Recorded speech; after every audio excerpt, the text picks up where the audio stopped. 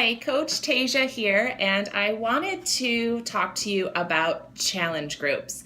They are the life of coaching. They are so important to us and to our challengers, and they absolutely are what make Beachbody unique. These challenge groups that we can put people into and support them as they are working on their fitness.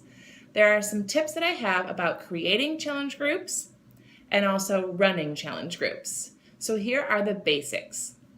When I look at my calendar and I'm planning out what kind of challenge groups I will be doing and running the next month or months to follow, I first think about what's happening right now in the season. Is it wintertime and we're getting ready for spring break bodies? Or perhaps it's spring and we're getting ready for our summer bodies. Or maybe it's the holidays and I want to do some support around the holidays. So I think about what's happening right now in the season and the calendar year. Then I start to look at what the promotions currently are.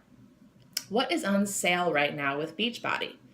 Perhaps it's the 21-Day Fix Challenge Pack, or maybe the Size Challenge Pack, or Hammer and Chisel.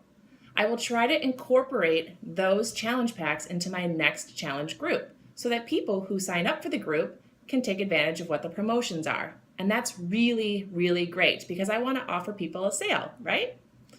So I look and see what is going on with Beachbody currently, and I try and work in some of those sales. The next thing I think about is, what am I going to require of my challengers? Typically, I always require Shakeology. It's a product that I firmly believe in. I think that it makes your challenge, it makes your results. It's really important to have, so I always require Shakeology. And after that, perhaps I will require a certain fitness program, right? If I'm going to be running a group that is talking about the 21-Day Fix, then you have to have the 21-Day Fix. So after I do that, I figure out, will they need to have certain equipment? Will they need to be present in the group every single day? What am I going to require of them? And I put that out there so that they know what they're getting into.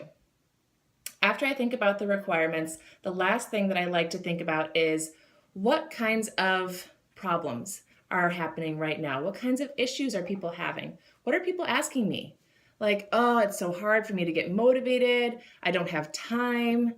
I'm struggling with food choices. I'm struggling with getting breakfast in. So I try and think about what kinds of programs would meet these needs. People are coming to me and telling me that they don't have time for breakfast or that they don't have time to work out. And I think, oh, the 21-Day Fix would be great because it's only 30-minute workouts. They can drink their Shakeology for breakfast and I'm meeting their needs. It's a solution to a problem. So that's why I like to think about, what do people want? What are they interested in doing? I ran a challenge group that really focused on the core because a lot of women were asking me, how do I get a firmer core? How do I get rid of that, that mommy belly? So I ran a challenge group that talked all about core, and we did a lot of planks and we did those kinds of challenges.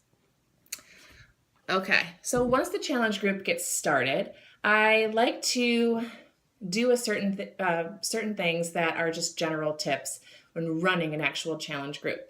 First of all, when I create the group, I like to make it a closed group, and not a secret group, but a closed group, to make sure that those who are in the group have met all the requirements and feel safe within the group so that no one else is seeing what's happening. So I create a closed group. I create a nice cover photo so that people are excited and that it looks professional. And I only add people to the challenge group after they have completed their purchase. So it's like an incentive. You can't get into this group unless you have purchased your challenge pack. Some things that I like to do in all of my challenge groups is require it to be interactive. I encourage the challengers to be posting, to be talking about their workouts, to be talking about their meals, and so I make it interactive. I'm also present in it personally every single day. Daily posts. That's really important when it comes to a challenge group. You are the coach, you are the leader, be present. And lastly, you want to make sure that your posts are motivating, that you're teaching your challengers something, giving them some tips, and that you are challenging them. You want them to get results. You want to inspire them to work a little harder. So be that person. Be the leader. If you have any other questions about challenge groups, I would love to talk to you about it. Thanks again for watching, and good luck with your challenge groups.